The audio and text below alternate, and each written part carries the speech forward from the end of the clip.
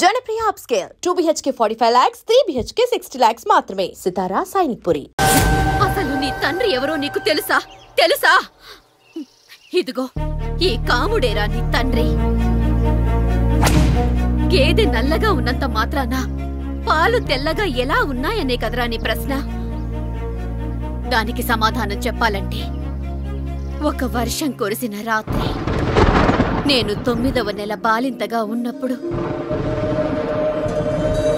పండు పండు ఇదిగో. ఏమిటండి ఇది? నిద్రలేస్తే నేను, బయటికెళ్తే గంటోడు, పక్కకెళ్తే పాలేరు, ఎప్పుడూ తిరిగే తాయారు. రోజు మమ్మల్ని చూసి చూసి బిడ్డ కూడా చిట్టుమొహం వేసుకుని పుడతాడేమో అని భయంగా ఉంది. కడుపులో ఉన్నప్పుడు మనం ఎవరి మొహాలైతే చూస్తామో అచ్చం వారి పోలికలతోనే పుడతారంటారు. పొరపాటున నా పోలికలతో పుడితే? అదేంటి కాముడు, నీకేం తక్కువ?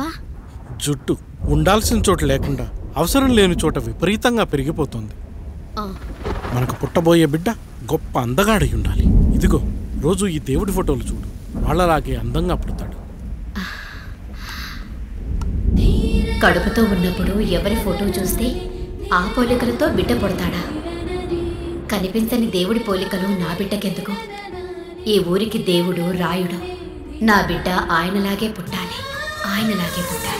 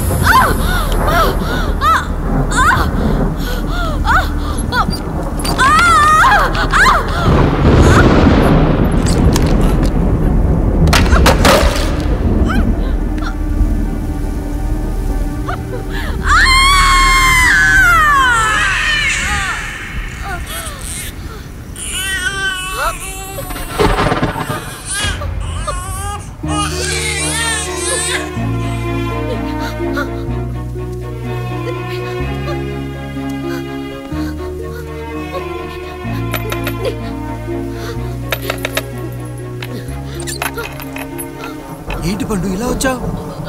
అయ్యా, తప్పు జరిగిపోయింది పెద్దయ్యా. ఏం జరిగింది? అసలే నువ్వు ఒట్టి మనిషి కూడా కాదు.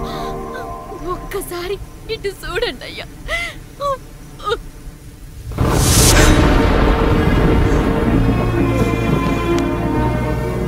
వీడేంటి అచ్చం నాలా ఉన్నాడు? అసలేంటి, ఎందుకు ఇలా జరిగింది?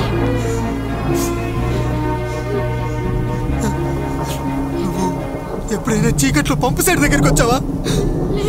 మరి అమలాపురంలో శివాలయం దగ్గర రత్నాలు నీకేమైనా అమ్మవుతుందా? పిఠాపురంలో పద్మ, రామాపురంలో లక్ష్మి, కాకినాడలో సుజాత. అయ్యో దేవుడా, అసలు ఇదంతా ఎలా జరిగింది పండు? అయ్యా, ఇదంతా కాముడు వల్లే అయ్యా, కాముడు వల్లే. కాముడా? కాముడు కుటుంబానికి నాకు ఏం గుర్తు రావట్లేదే. ఎన్నని గుర్తు పెట్టుకోగలను నేను మాత్రం? అయ్యా, అది కాదయ్యా.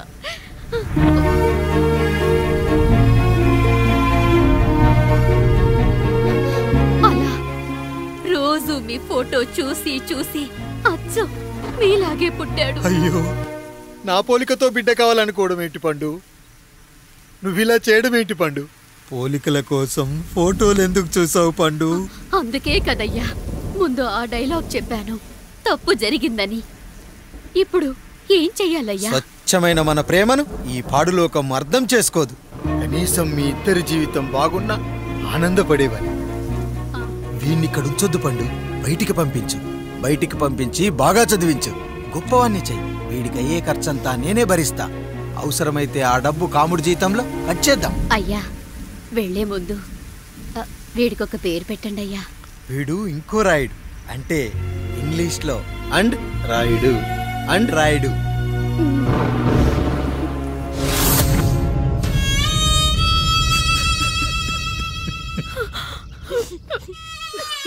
ఇదిరా నీ కథ, నా గతం. నిన్ను చదివించడం కోసం ఆయన మీ నాన్న జీతంలోంచి నెలకి 3,000 4,000 కోసేసిచ్చేవారు. అప్పుడు ఆయన పడిన బాధ పగవాడు కూడా పడకూడదు. చూసావారా, దేవుడు లాంటి పెద్దయ్యని అనవసరంగా అనుమానించడం ఎంత పెద్ద తప్పు చేశావో అర్థమైందా? ఒకడు నిమ్మకాయ పెట్టి పసుపు వేసి ఉప్పు కలిపి పులిహోర చేయొచ్చు, కానీ ఆ పులిహోర ఎప్పటికీ దేవుడి ప్రసాదం. నువ్వు ఆ దేవుడి ప్రసాదం. ఇక ఆయనే మీ నాన్న. చూసావా అమ్మా, ఈ రోజు నుంచి నాకు 3 అమ్మలు 2 నాన్నలు. నీకు మాత్రం ఒక్కడే భర్త, నాన్నకు మాత్రం ఒక్కటే భార్య. మా నాయనే. అయ్యా, బిడ్డను ఒక్కసారి ఎత్తుకొని తిప్పండి అయ్యా. బాబు, నాన్నా,